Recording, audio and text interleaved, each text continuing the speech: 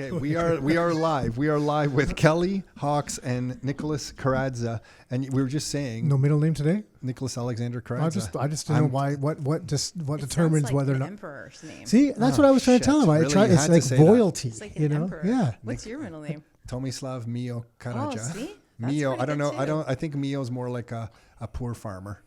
I don't think it's like royalty, Kelly. don't I think know. I'm like a poor farmer name. Good too. Tomislav's a king in Croatia, but Mio, yeah, poor farmer. Anyway, Kelly's here, and the reason that we're excited that Kelly's here is because Kelly actually knows what she's talking about. So we always get brilliant information from Kelly. So Instead of us saying, I think it's this, but we got to ask Kelly. yeah, we'll check with Kelly and get back to you on that. So I just want to dive in because you have some updates to how you're working and stuff too that we want to cover. I do, yeah. But It's let's- pretty exciting. Yeah. Well, let's talk about it first then. So what's going Sure. on in Kelly Hawk's world? Yeah, okay. So happy to announce that my firm is growing, and I've actually merged firms with a long-term colleague of mine. His name is Francisco Gomez, and the new name of my firm is Hawks and Gomez Paralegal Services. Wow. Yeah. I noticed your name's first in the name there. It just seemed was that to a flow tough better. Oh, it wasn't really? Is that what it alphabetical was? choice. It just seemed It to was- flow better. okay. So you guys just liked how it sounded. Yeah. Yeah. Okay. I'll go with that, Kelly. I'll go with that. Well, I get that it question might have about, been my idea. and I get that question about Tom and Nick too. They're like, oh, so why'd you go with Tom and Nick? I don't know. Didn't even think about it, Nick and I don't care. Nick and Tom is fine, but when I'm signing off an email, if I'm writing it, I always just put my first name Oh, first. yeah. I'm like. 'Cause it's Because you. I wrote it, so it was Yeah. like Tom and Nick. And then if Yeah. you were writing something, I think you were writing Tom and Nick too. So maybe you're just a nicer person than me. Yeah, it just really doesn't. There was never an ego play. On your side, there was never an ego play, and I just never cared No, either. it It's just just seemed like to you, be it like just that. whatever Yeah. works. Yeah. Yeah. And then after a while, that becomes normal. So then, if a year from now, if you say Hawks and Gomez for a year, and then you go to Gomez and Hawks, it's just like, well, that just doesn't sound Sounds right the because same. you're so used to it, right? Yeah. So yeah. what does this mean? You have more throughput. You're able to handle more stuff. You're growing. Yep. Yeah. He's always been acting as a support for me for, I think the last 7 years, like behind the scenes. So to bring him sort of in front of the scenes, it's a really exciting time for both of us because we built a long-term, very trusting colleague relationship. He also focuses on the same areas that I do. So the harmony works perfectly because we're not like conflicting or, we're able to assist each other with things that are going on. And how do you describe your inside. focus? My focus is mainly landlord, tenant, and small claims court. And What small claims now? Is it still, was it 25,000? It's 35. now. 35, Yeah. okay. Yeah. inflation? It's not Right? wasn't it like 10,000? At one point, one yeah, point, it yeah. was at 10. Yeah, that was a long time ago, though. Oh, really? Okay. They were hoping it would be 50, but it hasn't hit that number yet. But 35,000 covers a decent amount. think it covers a things lot of now, stuff. no? Yeah. It does. I find we get a lot of like reno cases.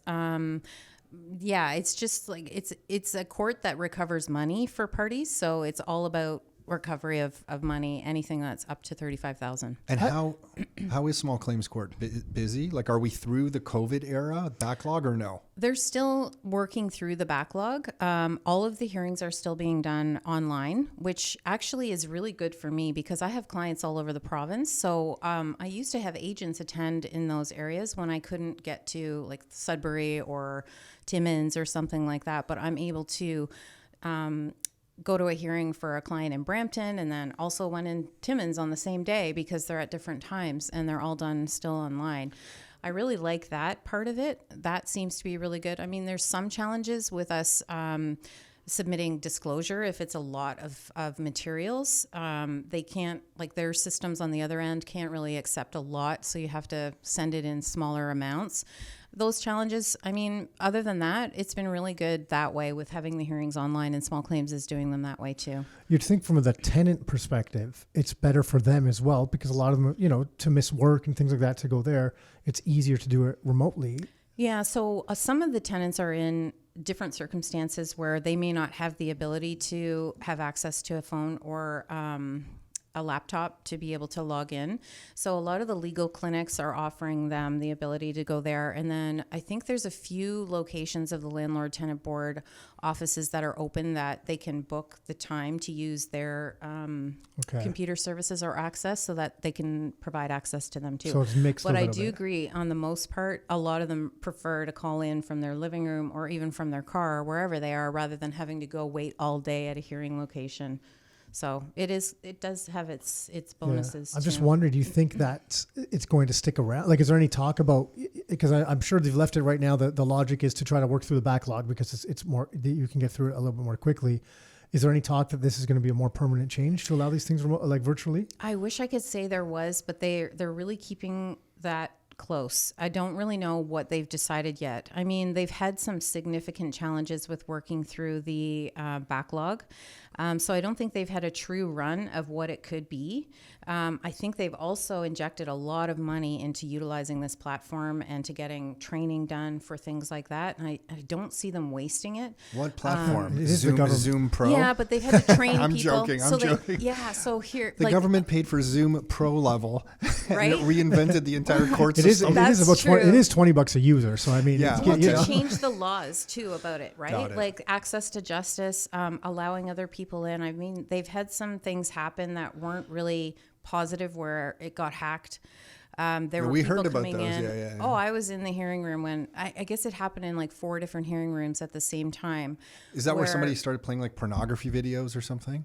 No Yeah, way. it wasn't So- videos; it was photos Oh, they just started putting up photos? I under shouldn't people's laugh. names. No, it was really bad. Oh, photos shit. of people's names. Oh, I didn't realize They that. had access to like put something on random people's names that were in the Zoom meeting. So as you were speaking, it was like this pornographic picture that was coming up. I swear I must be a child because I Thank just God. They laugh didn't when I hit hear I shouldn't. Oh, that's so wrong. or just like bad words and things like that, right? And And then you unfortunately, guys tried to continue with the hearing while that was happening. well, see what happens now is when you go into a hearing room, you go into like a main area where there's moderators and they do all like the attendance and things like that. And then when you're ready to go to your matter or to speak to a mediator, they shoot you into a different hearing room. So this was happening in the main session where everyone was just, they were trying to take attendance, and it's challenging for them because at any given time there could be 65, 70 matters with multiple people on each one. So geez. it's so it's hundreds of insane. people. It's hundreds of people in that waiting room. Yeah, so they were trying, and whoever was doing it, like, and it was happening in like at the same time. What's that word for all at the same Simultaneous? time? That's it. Thank you. Simultaneously? See? Wow. Yeah, in like multiple rooms. So we were all just like, did I just see that? You know, and then it was like some of us reps unmuted and there's something going on. And then I was just like, please don't let it be me. Oh, man. But it wasn't. But who's Thankfully, got the time? Like out of all the things that So you're many go- people have the time. But just out of all the things that you're going to spend your time on in the world, it's like, you know what? I'm going to go into this waiting room for these cases and start putting porno pictures You up know for what though? If people's they just did images. Right? emojis, like, you know, like the shit emoji or just like the rocket ship or fire. And when you spoke, it was like, if I was speaking and a fire emoji came up, I'd probably be happy. I'm like, yeah, bring in the fire. And if someone just had emojis popping up, maybe they could have had some fun with it. Maybe they would. The judge speaks and there's an emoji of like a serious person. They did take over the screen of one of the adjudicators too, and that was not good. But shit. yeah, they locked it down pretty quickly, but it was pretty intense because we were all like, what is happening? But what it did was it actually exposed something that showed that, you know, they didn't have control over a court setting, but they've made, like, immediately there were changes. Now you can't even like change your own name. They've locked everything down. So I mean, That's cool. it was one of those things that happened. But before COVID and when the hearings were in person, they did used to have like tenant activist groups storming the locations, and they would have to lock them down. Toronto was one of the worst ones. Like it was extreme. Oh, so that's So it. And that, I didn't think- realize it could be a form of protest that someone did that as well. You Yeah. know? But yeah, so I mean, look, at the end of the day, if something, you know, that instance, or I think there was a few of them, a handful of them, but if it led to a better system, something good ends up coming out of it. It did, and quite immediately, because with them, I mean, there's so much red tape. There's a big board of directors. There's all these decisions to be made, and you know what that's like when it has to go through all these different things. I was impressed at how quickly they had reacted, and literally was online the next day, and the changes were implemented. Wow. Yeah. You know what just hit me on everything that I'm hearing on how the government is acting and froze some bank accounts in Canada? Can you imagine you go to a tenant board situation where somebody had the money to pay for rent? A landlord is taking a tenant to the court, and they say, well, I couldn't pay my rent because the government of Canada froze my bank account. I'm What sure the they would heck get is the an adjudicator going to say? I think they would get an extension. They would, yeah, they would for that. I would gotta think they would Until get they me. got sorted, yeah. But then the landlord But it's a then's great not getting their excuse. money. Right.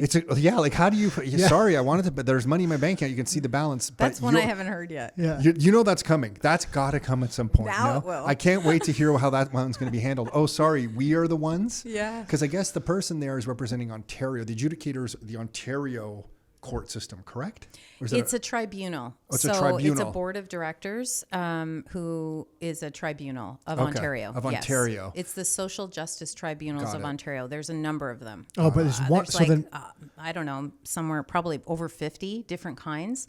Like there's human rights, there's the Landlord Tenant Board, there's WSIB. These all go through the tribunal process rather than through the Ontario Court of Justice system. but the adjudicator is, so then the adjudicator is one representative of the tribunal, because there's only one adjudicator at the hearing, right? There's one adjudicator at the hearing, but there's probably, I don't know how many they have on their list right now, but there's probably about 35 or 40 adjudicators. Yes, It's but just when you hear tribunal, you think of, I think of three people. oh, you mean it's like a panel? Yeah, Yeah. yeah. No, it's one deciding those cases in their room. Okay.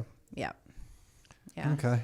Yeah. I can't wait to hear that one about the freezing of the accounts and how that's handled. Because then I was just thinking on the flip side, then you would want to hire somebody to unfreeze your accounts, I guess. And then, but you're going against the government to say sorry. I know I'm way Yeah. off. I'm just thinking this through. I'm like, this is just an Yeah, utter You gotta wait disaster. for the. You I've gotta heard wait for the. so many excuses. That one has not come up yet. It's You coming. know what? I'll let It's you good. know. Yeah, when if it you does. get that one, we need to know. I'm gonna let We you need know. to know. Okay, so I want to go to the scenario that is always the topic of conversation, and it would be Especially now with property prices where they've gone, there's a number of people that have said, "Oh, I think it's time for me to cash out." Right? Oh Yeah, yeah, I so- think I know where you guys are going. Yeah. So if someone's buying or selling a property, what is the procedure if, I guess scenario A would be if you're selling a property with a tenant in it and someone who's buying it is planning to move in. Let's start with that Okay. one first. Because Yeah. the other one they'll ask you about is if the tenant's staying and the person's buying it to keep the tenant there. Yep. But let's say the person buying it they're moving into that home as their family home.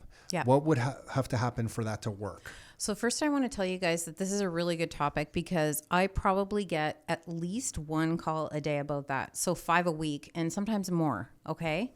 Wow. So it's a big thing that people aren't sure about how to handle. So let's go with scenario A. You said that they're selling the property and it's tenanted and the purchaser has signed an agreement of purchase and sale and they want to move into the unit for personal use. Correct. Okay. So the first thing you need to do is ensure that you get an affidavit from the purchaser, which states that they have signed the agreement of purchase and sale and that they do require the unit for personal use for at least a period of 1 year. Can I interrupt right there just for a second? Is that done?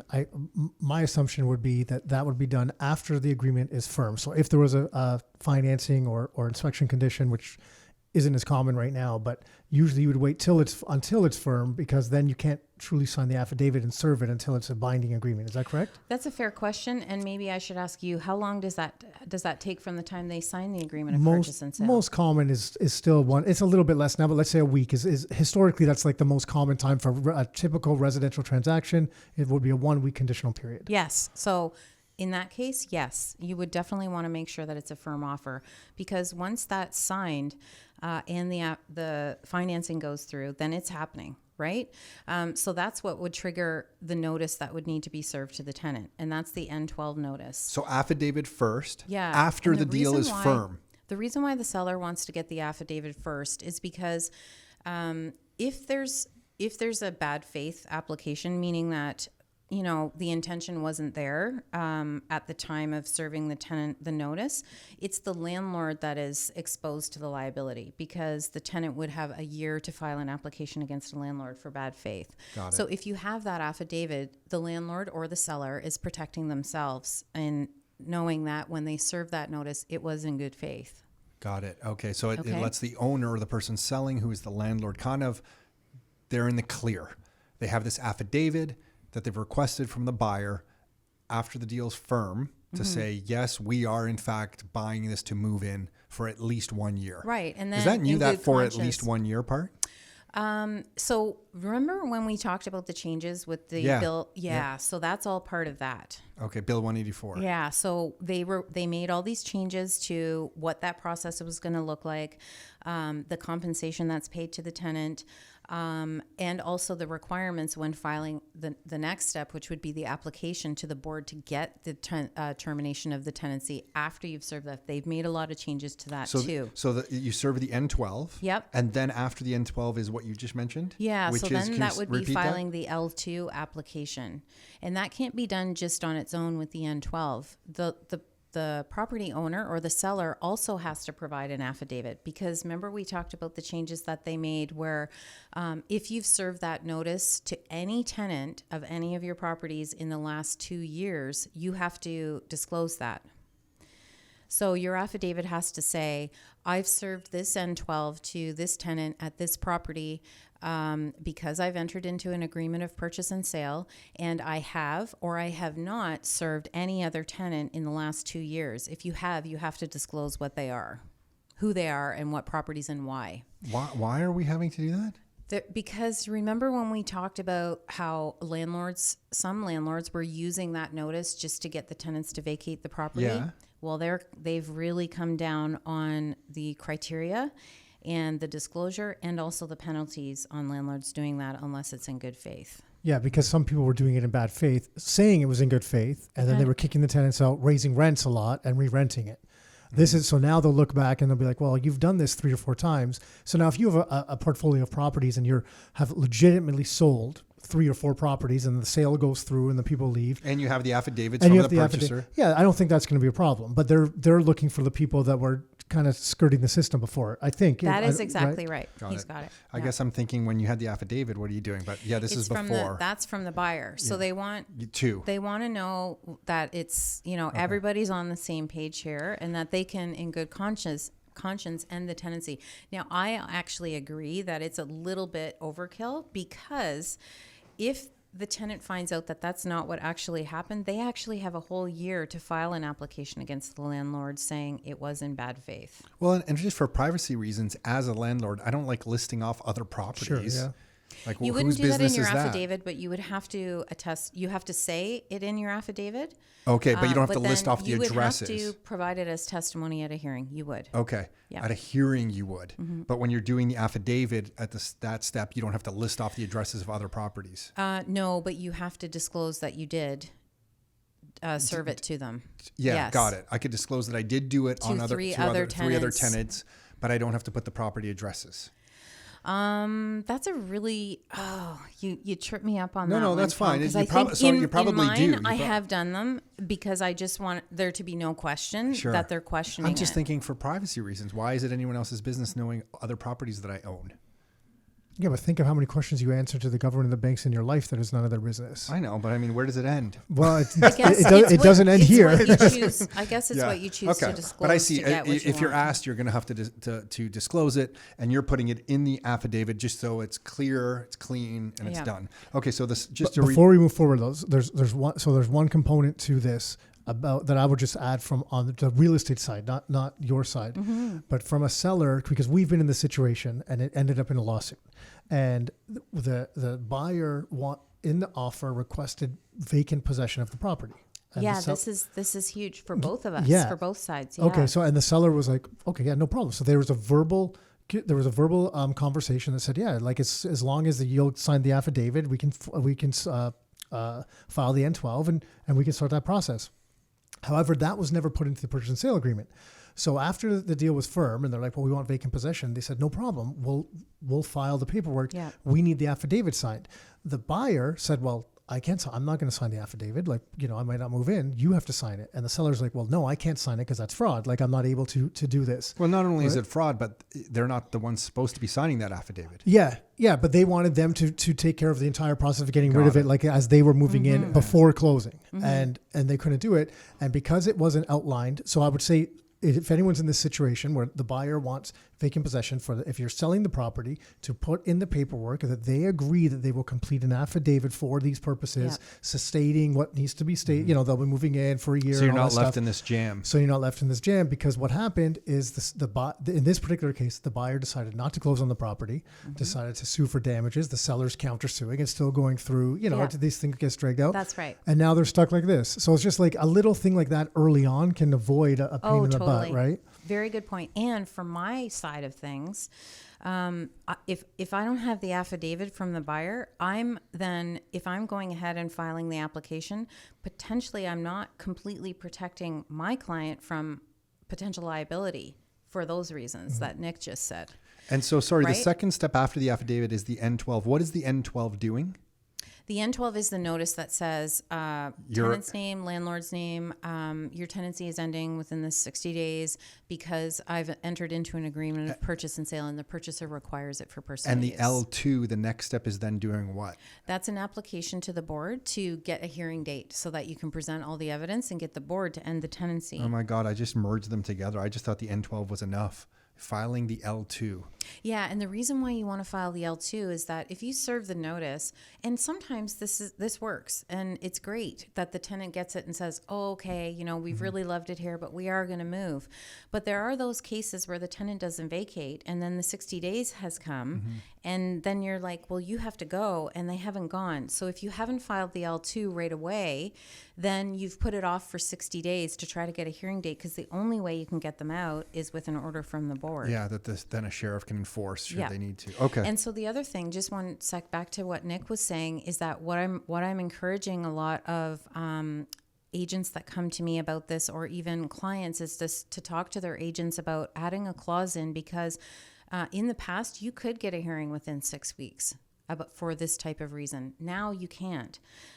So some of them I'm amazed at how quickly I get dates for. Others I've been waiting forever, and it's just so random that you can't be certain that you're actually going to be able to guarantee vacant possession by that date. So if you're adding an extra clause in that you're going to be doing, as the seller, everything you can to secure vacant possession by that date, and that would be by serving the N12, filing the application, getting the hearing date, but it is a possibility that there needs to be extra room for to like push the closing. And I don't know from you guys how you would manage that with your clients, but that is what's happening here. No, we can do that when at the time you're doing the transaction and coming to terms. To input something like that isn't a big deal. Yeah. It's when it comes to the end, if people have made plans or financing arrangements, because then there's penalties and stuff. But if you do it ahead of time and everyone knows about it, then it's usually not almost a non-issue at all. But you're right. That's a good point. And that's something that we'll communicate with our team on a regular basis with these types of things too. I'll make sure everyone's looking for that. And now during the period where you guys know no hearings were happening, that's when the height of cash for keys came into play, because the real estate market was still going through all of that. But none of the hearings were being scheduled. So that's when the tenants were really cashing in on the cash for keys, where the what was the most seller, you've seen? Did you see high amounts? Yes. Oh, very how much? high. The highest was 30. 30 grand. Yeah. To walk away. Mm-hmm. Wow. 30 grand. Oh my gosh. I'd walk away too. I guess you need to find another place to live if it's a family. It's a disaster. The average was around 10. 10 grand. Maybe a little bit less, but there were some that were like, the client was like, I need to get rid of it. This is the highest I'm going to get for this property. And they took the hit. Wow. Yeah. But that's not happening as much anymore. And so because this process is in place, because the word got out with the tenants, and then it was crazy because they were holding you over a barrel because they knew the hearings weren't being scheduled. Well, that's not the case now. The hearings are being scheduled, so it's coming down a lot. It's way down now. It's looking more like, and we're kind of believers because all they're entitled to is 1 month's compensation. So for them, if they can stay for 60 days and they're getting more than the 1 month, then it's a bonus. It's a win. Right?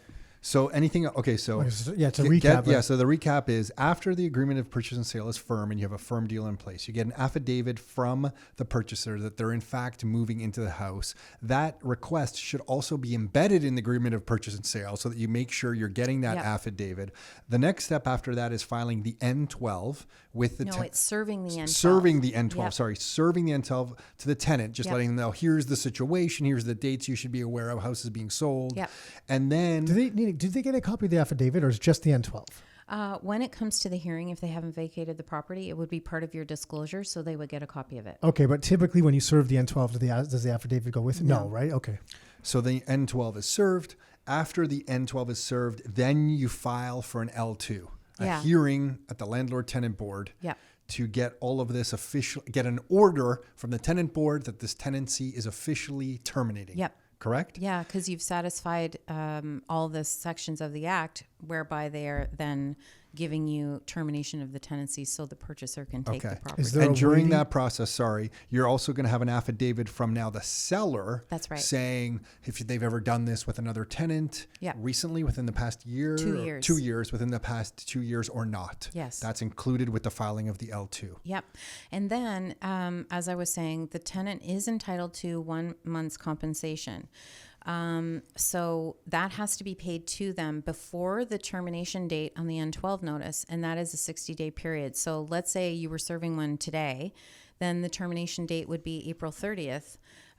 Assuming they pay the rent on the first of the month. Some of you people out there have your tenancy starting on the 8th or the 10th or the 19th. 15th, Yeah, and it yeah. just messes us up. But if they're paying on the 1st, then the termination date on the N12 would be April 30th, for example, if you were serving it today. 'Cause tomorrow is March 1st. That's right. So April 30th. So However, it would be the if we were doing this in the middle of a month, Mm-hmm. then can you end it at in the middle of a period, or it has to be the end? So is I it love his 2.5? questions. It's 2.5 months. Honestly, this is a Right. good question. Both of you guys. Well, this is what the team's coming I and love asking it. me. I'm like, I know this Yeah. answer, and I just got to remember it. Yeah. So if you're serving it on the 15th or the Sure. 16th or something, it has to start from the next rental period. Yeah. So in essence, then, if there was a first day, they would get 2.5 months notice, not That's not right. the 60 and the days. more the more notice is better. Yeah, okay. Yeah. And if So they're, that's a very good question. And what's the difference if they're on a signed lease that has another year and a half left in it versus month to month? Yeah. So if it's for the owner's own personal use, then the notice cannot be used until the last 60 days of the fixed term. Got it. It sounds like you're going to say there's an exception to that or something. No, No? Okay. I was just trying to work it out in Okay. my mind because then Okay. you were asking, I was flipping it So to if the there's other a side. year and a half Yep. lease term left in the lease, that has to expire. Mm-hmm. But if they're month to month, so the only way you can do what we're talking about is if somebody is not on a signed lease for a period of time. Mm-hmm. It's just if they're on a month to month basis, correct? Because if there's 10 months left in the lease, a year and a half left in the lease, that must be honored. It's not your time to sell the property if that's the case. Yeah.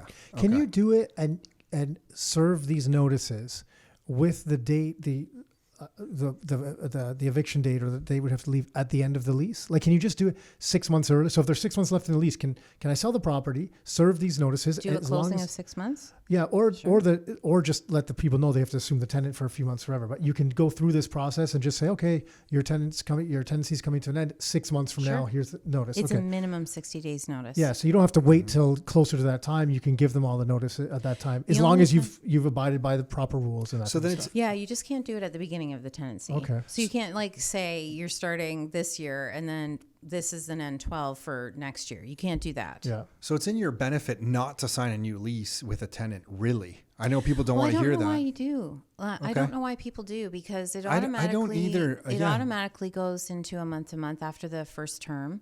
I mean, it's more benefit for the tenant if you re-sign a lease because there are certain notices that can't be served during a fixed term tenancy, like the persistent late payment. We've talked about that one before too, and personal use by the owner.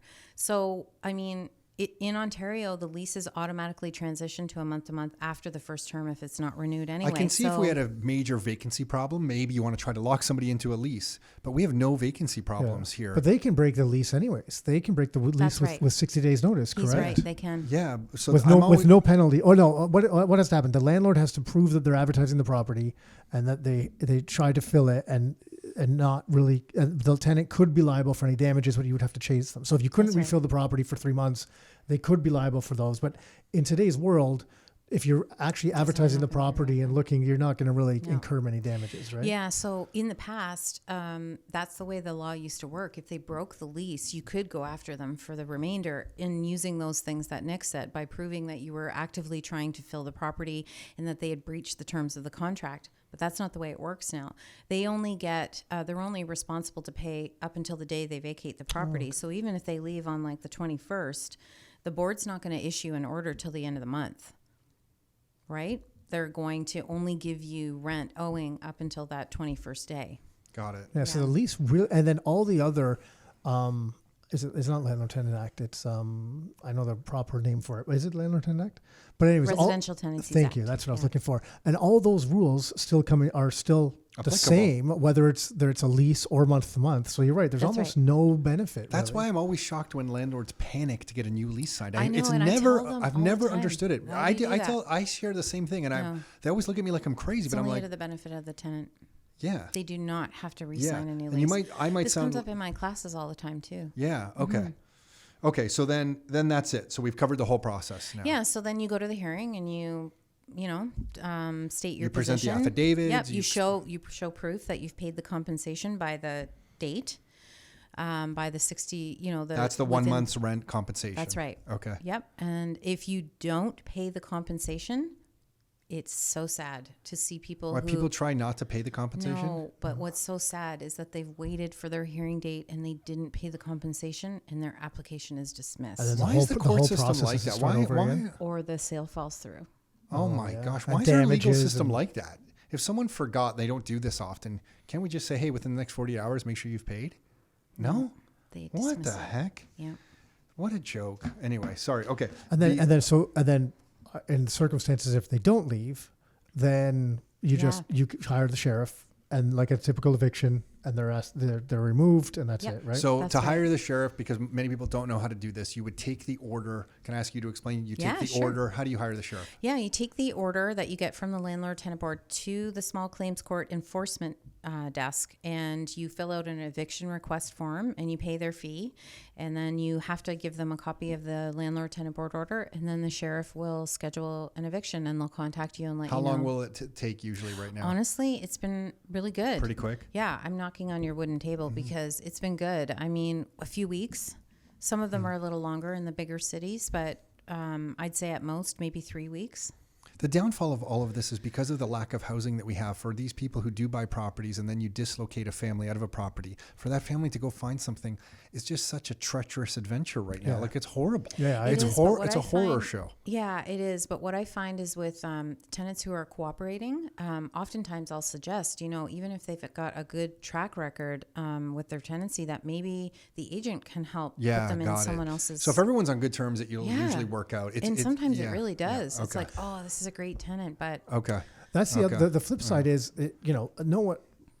uprooting things and moving is one thing, but there's now a lot of, just from the investors we're working with, we know there's a lot of people doing major renovations, creating like new units, and maybe it's slightly smaller in a different location or whatever, but they might be able to get something that's newer, more updated, something for a similar price point as well, depending on certain, like if they've been in the unit for 10 years and their rent's much lower, there are those circumstances and yeah. But there is the plus side too. It is hard to find units, but there are some good units out there as well. So it could be an upgrade to some people. Yep. Yeah. Okay. And then the B situation would be, I guess, a lot simpler when you're selling a property or buying a property with a tenant in there, and the intent is for the tenant to stay. Yeah, super easy. Super easy. Is there? You're just giving them a notice of direction of the date that the property closes, so they know who to direct the new like the rent to the new owner.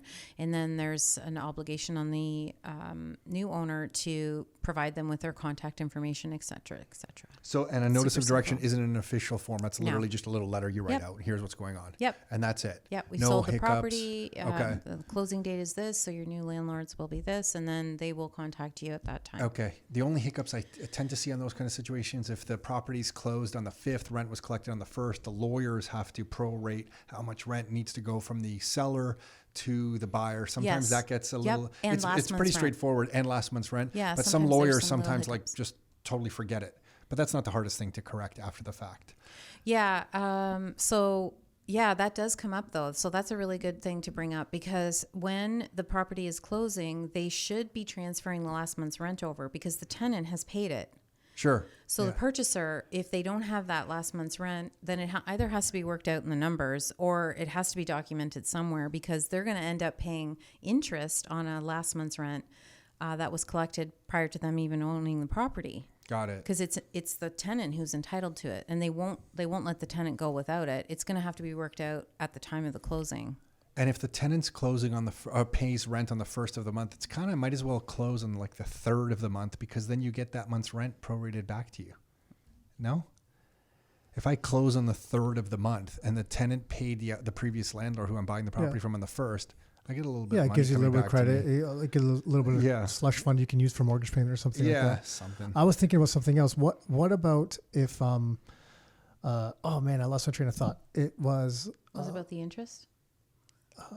Here, I'll the come back last to it. month's I'll rent. while circle that's back to coming that. back to Nick, so another situation with Oh, sorry, the last one's rent. Yeah, so if you have a lease and you have last month's rent, but they're going to stay, Yeah. you keep last month's rent, and they just even for the last month of the lease, and they would pay rent at that time, and you just keep that last month just keeps getting pushed, further and further, For the duration of the tenancy. even if it turns to month. Yeah, That's okay, right. yeah. The duration of the tenancy. And the reason why you don't want to use it on any other month is because the landlord tenant board has no jurisdiction to force the tenant to pay it back. So you're putting yourself in a lost position if they owe you rent and you don't have that last month's rent. Because a lot of tenants will say, well, can't you just use my last month's rent for this month because I can't afford my rent? Well, it's gone. You can't get it back. The tenant board doesn't rule. That's It right. doesn't have They authority to can't. rule there. Wow. Oh, that's a good tip, yeah. That makes a lot of sense. Okay. I mean, I don't know if it makes sense, but it makes sense understanding that that's a situation.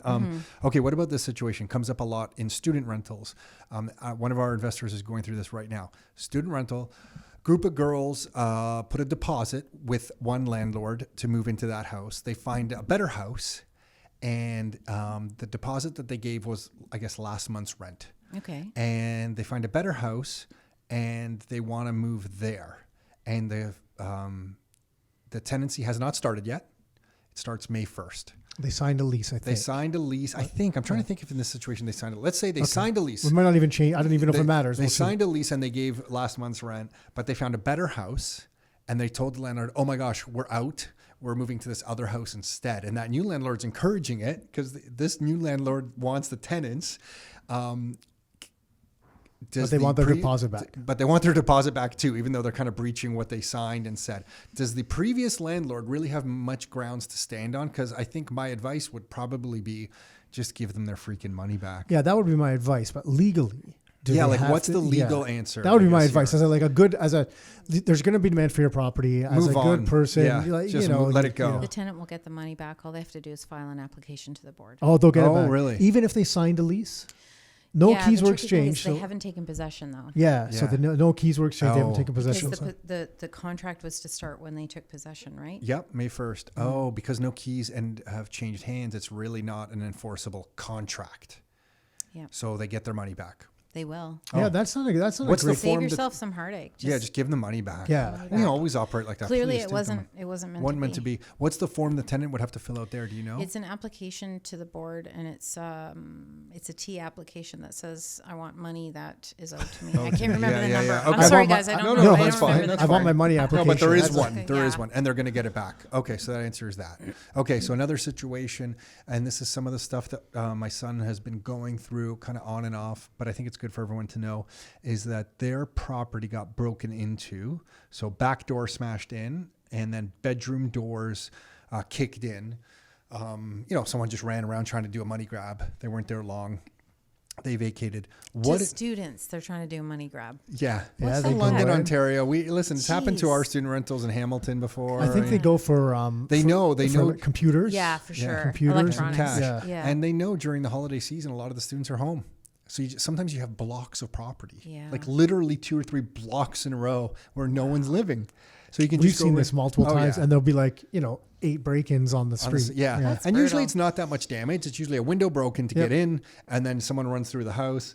But anyway, what is the landlord's responsibility in that situation? So the scenario is exit door has been damaged and is not lockable, and bedroom doors that did have locks on them kicked in, and the locks were put on by the students, not the landlords. But the doors no longer kind of operate well because Yeah. they can't click lock because it's been kicked in. What should the tenants expect? What's the landlord's responsibility in that situation? What are the timelines for stuff? Yeah, so obviously it's not the landlord's fault that the property got broken into, but they would have to deal with the police on that specific matter. With respect to the damage that was done to the property, it is the landlord's obligation to secure the property for the tenants. It is. Okay, and what's a so reasonable amount of time for that to be fixed? Like ASAP. Okay. Like it should be done within at least a 48-hour period, I would say. Okay. If there's some crazy type of fancy electronic door that needs a part that has to come in, they should do something in the meantime to be able to secure the property. Okay. But they are obligated and responsible to restoring it to what it was prior to the break-in so that it's secure and it has to be functioning. And that one's urgent. And then what about interior doors? Is that the tenant's responsibility? Well, or? in this case, it's the landlord's responsibility because they were functioning prior to this happening, correct? And now they're not functioning anymore, is what you're telling me in the scenario. So it is the landlord's obligation to repair. Okay, because or something replace. was operational to a certain capacity before, because it was damaged through a burglary, it's the landlord's responsibility to get that to a That's functioning right. state And again. his insurance should pay for it anyway. Yeah, I think this. Yeah, I think. Well, that's sometimes it's just dealing with people, but yeah. Yeah. Okay. So that's good to know. And then what is the timeline for the interior fix? Like an exterior door, I can understand 48 hours. It's securing the property. Interior, what's a rough timeline? Yeah. So in this scenario, there's multiple people who are trying to protect their own privacy within one unit. So I mean, a reasonable period of time would maybe be a week. Oh wow. Okay. Maybe. Okay. Got it. Jeez. Okay. So then, Like if it was a long weekend and nothing was open, maybe you add a few days, or if it was over Christmas or something where, nothing was open. But in this day and age, everything's open all the time. Like maybe you'd have a couple of days in between. They should be acting on it immediately. okay. And then what happens if a landlord, and maybe, this can happen, you can't find contractors because it's so busy. Like it's tough to sometimes find a contractor Sure. right now. How long can that be used as a potential excuse? I'm not holding you to a Not letter more of than a law. week. That's Oh, really? crazy. Okay. Yeah, come on. Okay. And then I like Kelly's getting amped up here. This is great Yeah. because I've talked to Kelly about this offline. Okay. So another situation I think for all landlords to be aware of is water. Because especially on older properties, right? If cylinder block property, there's all kinds of water issues. I always joke that Nick's never bought a property, including his own family homes, that haven't had like water issues. I don't Really? think Do so. you have There's one- got to be one by Is that now. your I don't sign? think so. Are you a water sign? That's Yeah. right. No, I'm not. No, but I don't think there's been one. I literally think every single property No. you've ever purchased has had water Yeah, problems. even Really? my current house, Yeah. there was cracks that were injected before we bought it, and then we did a basement rental, so we ripped out everything in the basement, and I found another crack that we didn't know about. Had to inject that one, and one of the other ones, because it was behind the wall, we couldn't see it. That had been injected had been started leaking again, so we had to inject that one a second time. So I literally think like, I forgot you injected Everything. something twice. You can do that. yeah, Yeah, you okay. can do, because I think that epoxy stuff goes. It's not It's like cement. yeah, like it lasts for a long time, and especially the stuff they used like years ago when they first started. The stuff they use now is a bit better. But now it's easy. Before you had to dig all the time. Now that epoxy, you just call these guys, they drill holes and they do it. It's Yeah. awesome. But yeah, I can't get away from flipping So water what's issues. a landlord's responsibility if there's water in a basement? Some pump goes bad or water leaks in, and then, I don't know. What is the responsibility? I don't think I know the answer on that one. Yeah. So are you talking about if things are damaged, or I guess just let's start how with a quickly they sump should- pump doesn't work and water starts backing up into the house. Yeah, so presumably the landlord has some kind of insurance for that because their insurance should cover that. However, they should respond immediately to that type of issue. And I've seen that, like, because you guys know I did property management before this, right? I remember, and I'll just side story. I remember this one building I was looking after. Someone called me and said, there's a funny noise coming out of the boiler room, because it was an old building and it was like 36 units or something like that. And it was in Oakville. Anyway, I was like, oh, that's strange. Okay, I'm going to go to the property and check it out. I literally opened the door, and I swear to you, the water tidal was wave. up over my knees. Oh. It was unreal. And it's amazing what can happen when you're faced with that type of situation, because you don't care who you're calling. You get people there no matter what. Like, water's huge, a big deal, because it causes all this after damage if there's if it's not fixed immediately, like mold and electrical issues. And oh my gosh, it is emergency, like fire is. Not as bad as fire, but you should be responding to that immediately. Okay, so that's an urgent one. It is. Okay. And when I hear that there's like a water issue and somebody doesn't respond immediately or answer, they better have a good reason for it. Like, I'm guessing if they were literally away from their phones, Sure. then that's fine. But you should be hearing from them within a 24-hour period. But you also need to be like, if it's a tenant situation where there's students and they don't know how to turn off the water, I mean, it's getting worse and Yeah. worse if water's coming in, depending on what type of situation. If it's outside water, it's seeping in. But there's quite a bit sometimes. And if it's like an internal problem with the sump pump overflowing, unless you shut the water off, that's going to keep on going. So the landlord would not be responsible, though, for replacing any of the tenant's property. That's where the tenant's insurance would Got cover. it. So if there was a printer on the floor that got wet and damaged, that's yeah. the tenant's responsibility. It would be under Anything their lying own around. insurance. Yeah. Okay. Yeah. And I remember one of our properties, Nick, I'm thinking of an Oakville rental that I was at a hockey tournament and it started backing up. And I remember there was hockey games going on and I was outside the arena just walking in circles trying to get a plumber. Get It was people. Boxing Day. Oh, it was Boxing my Day. gosh. See, And- this is what I say, though. You have to have your trades list in place. Yeah, and we were begging Right? everyone, and some people weren't answering the phones that we usually call, Yeah. and so we were freaking out. I Oh, 'cause remember it these was things so. always happen at those types Yeah, I of know. course. And I remember Oh, I one dad, know. I'll never forget, walking by and I explained what I was dealing with, and he just walked away thinking, that's why I'll never own rental property. Yeah. And then it flashed to me, because I was in a bad mood. I'm not going to kid you. I think I was missing half my son's game during this. Oh, But yeah, then I I remember know. I Nick's hear you. line of like, if you add up the amount of time by the hour that we've spent dealing with rental property stuff and divide it by the equity buildup and the cash flow, those hours are worth tens of thousands of dollars actually. They just always come Yeah. unscheduled and typically on Yeah. Boxing Day. Yeah, no, I remember being called to a property in Burlington, literally going to midnight mass on Christmas Eve. I had heels on, like I was dressed up. I had my kids with me, and there was water pouring in from a roof, because it was that one year. This was it was. Like I'm not one even of going to those say how ice many storms? years ago it was, because it was probably like 15 years ago. But at the same time, yeah, it was like everything thawed. And it was pouring into the electrical room at the property. Oh, geez. And so I had no choice. I was literally in heels on the top of the building the tenants were all displaced. We had to put them in a community center.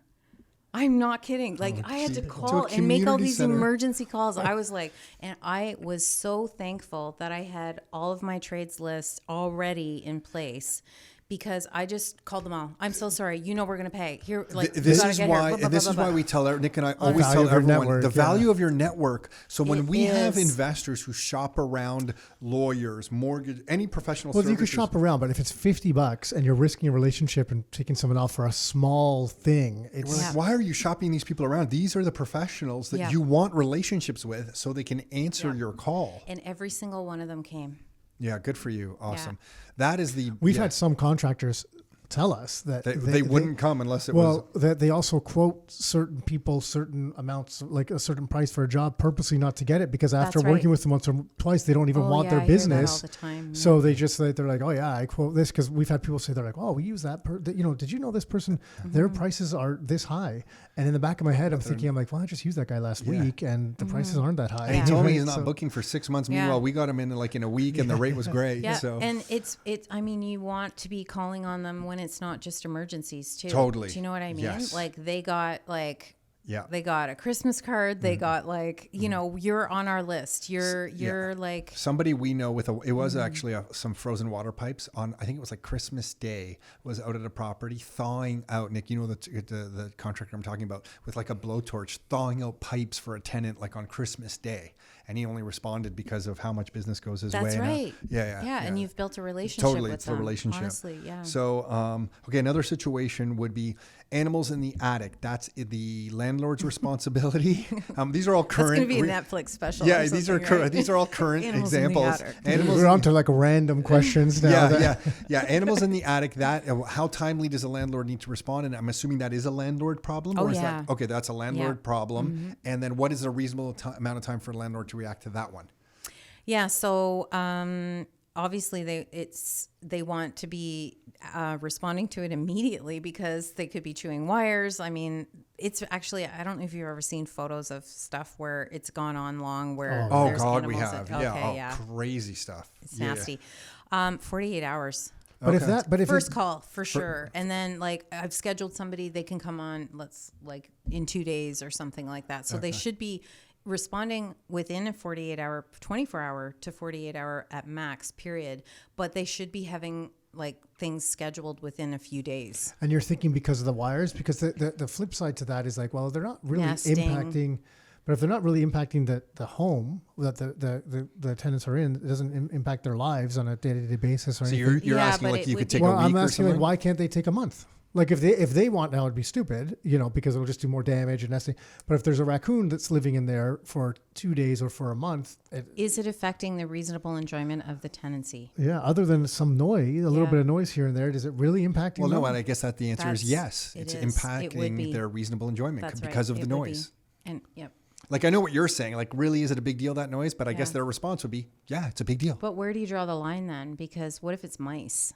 No, I get it. I'm just saying, that one's a tougher sell to me from the Sure. landlord side, because I'm just like, well, if I want I'm my house to saying- be destroyed by these animals, Right. you know, then I can But leave if it. you have a I'm tenant saying says they respond can't and sleep. set up within Yeah, that yeah. period of time. Like But it might take a month to rectify it because I think a trapper has to come. They Yeah. have to Yeah, get they in there. put they in. have to like. They usually put the little door in Yeah. and stuff. I mean, those guys usually come out within a few days. To be fair, if you're gonna Right. call one of those guys to put up the trap, very rarely have we ever had to wait for some sort of rodent company for more than a full, maybe a week. But at that brings most, up an right? interesting question: is what is reasonable enjoyment? Because Nick's defining that in that scenario is like, really, there's a bit of noise. Like, Well, it's if you fine. hear them running around once or twice a day, Yeah, but Does someone that really else impact your life? Could I respond? Could I respond saying, "Yeah, that's impacting my life. Like my daughter can't sleep because she's freaking out, thinking something's going to fall through the ceiling." Can Nick then respond saying, "Well, no, it's say, well, yeah, I'll have someone there, but I'm going to do it next month because But I get a guess I 50% think I off win deal next month. I think I win because if it went to an adjudicator, the adjudicator is going to say,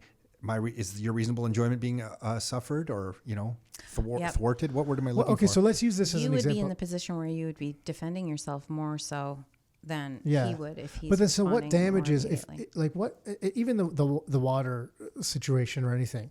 So let's say this stuff doesn't get resolved in the proper amount of time. So the water doesn't get resolved in a couple of days. It takes the guy's not responsive for 3-4 days. Finally, gets someone out a week later. Gets resolved another week after that. So you're almost not quite a month, but you're Yeah, 2 or he's 3 gonna weeks. have to well, now you can explain why it took so because long. now I can abate rent. No. Well, that's a whole application process. They would have to prove it, but he might have legitimate reasons. Maybe he was out of the country. Okay, but no, let's say, Maybe, but you let's say know, he doesn't they have were in the legitimate hospital. reasons. Let's say he's Okay, just a lazy, just- he's just a bad landlord. Why? What is in this situation? What do you have to do to actually get because that's the challenge here. There's no real repercussions. You can abate rent, but you got to go through this whole process, right? So it's then, quite easy for them to call the Rental Housing Enforcement Unit. oh, what's that? It's an arm of the government that assists landlords and tenants when they're not fulfilling their obligations. They are provincial officers, so they have the ability to issue provincial fines against really? either Holy shit! parties. Really? I've Yeah. never heard of this. So what's it called? The rental housing. Enforcement Unit. Come on, this Yeah. is a real thing. Yeah, we talked about this. Really? Yeah, like 6 podcasts ago. Oh, God. Your memories. I don't remember yesterday. So I believe you. I totally believe you, but I forgot. I didn't know we had something like this. Yeah, the Rental Wow. Housing Enforcement Unit. I've forgotten. And how? So I then don't know how anyone long- who's used so it. So I Let's call these guys up. What do they do? But Hey. yeah, so I'm renting a house. There's water been coming in the basement 2 days. The guy's being a jerk, not responding. No one's come out yet. if I call these guys, like, so they'll come and take a look at it? No, so they take all your details, Yeah. and then they'll want the landlord's contact information. If you can provide everything, because you can't just call them with complaints. It's legit. It's like calling the police. Like they'll check it out, but they want to have like there's qualifying questions. Yeah, and you don't call documentation. 911 when you for a jaywalker. That's right. Yeah. Yeah, thanks. Because people sometimes take it too far, so I just want to be specific. So they take all the information and then they'll open a case. So you'll actually get a case file, and then they'll try to call the landlord or the tenant, given whatever the situation is. In this case, it would be the landlord, and they'll say, "Hi, we received a call from your tenant. When are you? What's happening here? What's their expectation about when this is going to get looked after?" And they have the ability to hold the landlord to those things. Otherwise, they can open a whole investigation and they can issue fines. Under the provincial Tenancy fines. Act of Ontario, this is covered? These would be for provincial fines. Provincial fines. Yeah. So this is beyond the Tenancy Act. Yeah. Wow. What- Yeah, I've used them quite a bit. Oh, to really? Help me with tenants who won't allow entry for landlords. I do a combo. I do like going to the board, because that takes forever to get your hearing for obstructing entry. But then I can also call the rental housing enforcement unit to say, hey, we've done this. Here's our proper 24-hour notice. The tenant's still denying entry. They'll call the tenant and say, do you understand that what you're doing is contrary to the act, and I have the ability to issue a fine? Let's get this happening here so that I don't have to come after you and charge you. That's interesting. Okay, I so had we, no we idea. had a Sense. situation on a property last year when nobody could get supplies for hot water tanks. We had a hot water tank go down on us. We Okay. know the property managers that are managing this property for us let the tenants know that a new hot water tank was going to be installed. And I think the earliest date we could get was 48 hours, but it was communicated to them. They're not going to have hot water. I think we even offered to get a But hotel. it was a hotel longer room. delay because So- I can throw one company under the bus. I won't name a name, but what they do is they don't want. There's some companies that send someone to repair it right away. Yep. Then there's some companies that send someone out to inspect it. So it takes 2 days to get someone to come out and inspect it. They're like, "Yep, it's leaking." Like, well, thanks. I mean, we could have figured that out, And then it was another couple days after. So then it that. turned I had into another a couple similar thing days. come to me And like then when this. it took another couple days, the installers that came brought the wrong size tank that didn't fit properly. Oh my gosh. So then it became not another 2 days. It was like another 4 or 5 days because they were actually out of stock. It was in the middle of COVID. Yep. They didn't, whatever supply chain issues, they didn't have the proper tank. So it went from like 2 days to like about 10 days. And we started offering hotel rooms to say, hey, we'll pay for hotel rooms you can go shower with hot Yep. water. But some of the tenants and there was a student rental house, they were getting a little bit upset. Yeah. But because we were constantly communicating, I always felt That like we works were so well. we were covered because it was a horrible situation. Yep. But we were communicating that we were trying in our best efforts to take action. And here's what's coming back to us. We ultimately ended up, Nick, buying a hot water tank because the rental company that we were using just was dropping the ball so much that our property managers found another contractor who had a hot water tank that would fit, and we just bought it. We're like, we'll just buy it and drop it in. Let's get this thing solved. That's a really valuable piece of information that you're sharing, because as long as you keep the communication lines open, they know that you're not just sitting there not doing anything about it. In this circumstance, you were trying to do everything you could, Everything. and it was outside of your control, and it does make a difference. And at some So point, if we went to the adjudicator there and they said, well, you know what, we want like half our rent back because we didn't have hot water, we could say, hey, listen, we were doing everything in our, and I guess if someone took us there for that, we probably would have given them half month's rent back. What am I saying? Yeah, but just to understand what the process is like. we could if defend you're- ourselves to and get say half we were a month's communicating. rent is pretty steep, guys. Oh, is it? Okay. Yeah, like you Okay. would look at a smaller percentage. They would look at it for like maybe. Did you say it was a whole 10 days? I think it was about 10 days in the So end. that's max, if yeah. you didn't do anything. And then they would look at it, well, okay, they were without water for 10 days. So let's do that let's calculate that on a daily rate for that month or something. Got it. Okay. So it So might do work out to be like a really small percentage. Got it. But at the same time, you would be able to prove that you were trying to do everything you could and it was outside of your control. That's the same as a lot of maintenance things that were coming up during the lockdowns, right? Like freezers were going. and just the delay in delivery, to get one at a reasonable time, we had to get some ones that we didn't really even want. Yeah, that's Because right. I just felt bad. Yeah. At this point, I felt bad. I'm like, Yeah. I know we could wait and they would have to wait for it. Yeah. But I'm like, I just feel like that's not the right thing to do. I feel like maybe we just get a kind of a crappier unit, hope that it lasts longer, and Yeah. that way they have it, on it quicker. That happened to me. My freezer went, my deep freeze in the basement, and it's full of like Oh, all geez. sorts of fun stuff and seafood and everything. And I was like, what? Yeah. What? I'm gonna lose all this. All this. I need one meat. immediately. Yeah. Panic. Yeah. Okay, and then I didn't realize we're already at the hour mark, so we're going fast here. On communication, can you use text message screenshots as proof of communication to tenants and landlords? Will an adjudicator accept that, or is it always better to send like an email to their email address? It depends on what the nature of the message is. So if you're sending a text message for like 24-hour notice to enter, that is not considered proper notice to enter. I think we've we talked have about covered this that. one. We should go through email on that one. I also noted that there's that section on the Ontario Standard Lease Agreement where they should check off that they agree to communicate or serve certain notices via email, because that's the way that you could serve the 24-hour notice by email, right? That to me seems like the most crucial part of the whole agreement, what you just shared.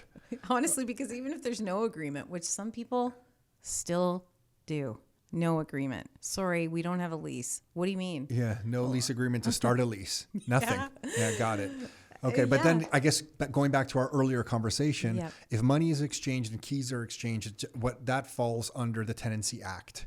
If there's a kitchen space, taken possession. And they've taken possession of some living quarters with a kitchen and a sleeping area, keys are exchanged, money's exchanged, it's under the Tenancy Act. Yeah. Did you know that if a landlord shares a rental space, so sometimes this is the scenario where a tenant lives in the basement and they have access to the kitchen and the bathroom upstairs, that it's exempt from the Residential Tenancies Act if the landlord lives in the same property? So how do you get the person out? It's a trespassing notice, and you can do whatever. It's not bound by the sections of the Act. Trespassing. How do you file a trespassing notice? You serve them with a notice if you want That's them. the Ontario Superior Court? No. Well, so you would notify them that their tenancy has ended. It's not under the Tenancy Act. Yes, thank you. And then that they have this many days to vacate, and if they don't, then it's trespassing notice. And sleep with one eye open. Yeah. Wow. Because you're sharing a kitchen and a bathroom. You got to maybe hide your toothbrush. I was thinking, well, who's doing that? But I guess you see those situations? I do sometimes, yeah. Because they call me and they're like, how can I get rid of this tenant? And then when you go through the details, well, it's like, that's not actually covered under the Act. Wow. Yeah. Hey, what about, so you mentioned some people don't have a lease, but then we talked about earlier about the benefits, not the benefits, but sometimes it just gives you a little bit more flexibility if you don't renew a lease. Mm-hmm. So instead of signing a 1-year lease at the beginning, is there an argument to be made to sign a 4-month or 6-month lease and then just let it go month to month after that? You could even really just start a month-to-month tenancy. It doesn't matter. But I feel like is that an option? Tenants want a year. Yeah, because they want some certainty. That's pretty standard, and that's kind of what the norm is. That's fair. So, I mean, unless you're going to, I feel like they would wonder why you want. Yeah. From a marketing perspective to the tenants, they would wonder that. But hold on the landlord, the standard Ontario lease, I guess you could just put whatever term you want. There is no month to month option. You would just put a 1 month term. Does have one. Does it? Yeah, I was trying to remember. I forget. I just filled one out. I think I it's something forget. you write in there. Yeah. Okay. I think it has a box for fixed term tenancies, and then it also says. Yeah. You know what? You're right. Yeah, you're right. Now I'm thinking. I haven't looked at one in a while. Okay. But yeah. And don't sign leases like someone on our team did when they filled one of our properties for us. Remember? And they put in the margins, we'll paint the entire house and do all the major renovations. And we were like, what? What does even that mean? What did we have to renovate this whole house for these? And they signed a little. That was a bit too aggressive. Yeah, a bit too general and aggressive. But so Kelly, if someone wants to reach out, so thank you for all of this. We could keep going for another hour easy. But if someone wants to reach out to you and engage with you, what's the process? How does that look? Yeah, so same phone number. My email address is the same right now, but it's all going to be easily transitioned to, and I'll just be forwarding them so everyone will be able to get my email address. But it's kelly@khparalegal.com for now, and 905-466-3542. When I post my new website, I'll let you guys know. And we'll share it around. So for now, still really khparalegal.com. Yeah. And we're excited for you. It's Kelly. That's the website. Yeah, khparalegal.com. Yeah, and we're pumped for you. Yeah, thanks. The other thing is that he's also bilingual, so he speaks Spanish. So we're also assisting with a lot. Yeah, that's nice. Yeah, and he does notary. I do notary as well, but I find that's something that What's he does notary? A lot of. If you need documents notarized, like if you're, I don't know, passport documents, things like that. It's kind of like there's certain documents. So we're both notary publics. It's just above a commissioner. Oh, cool. Yeah. Okay. So we're commissioners. I just as heard well that with we our can get licenses, Kelly to but- sign stuff. That's Yeah. what I understood from Yeah. that. Great. This is perfect. Hey, Kelly, can you sign these documents Yeah. for us? Yeah. So Thank you so much. Yeah, really thanks again for appreciate having this. me to Yeah. And I practice. just have to say something else. You've helped so many rockstar investors. Thank you. You continue to teach the class here. That's always a popular class and Yeah, go into the thanks. I deep love dive doing about it. this stuff. So thank you for everything. I mean, you're serving a lot of small landlords in a big way. Thank so you. thank you, Kelly. Yeah, thanks very much, guys. Hey, thanks for tuning in. You can find every new episode of the Your Life, Your Term show on all the major streaming platforms. So Spotify, iTunes, Google Play. And if you'd like to get free copies of some of the books that we've put together, like these right here, or some of the reports that we've put together, like these right here, you can find all of those at www.rockstarinnercircle.com. That's www.rockstarinnercircle.com. That's it for now. Until next time, your life, your terms.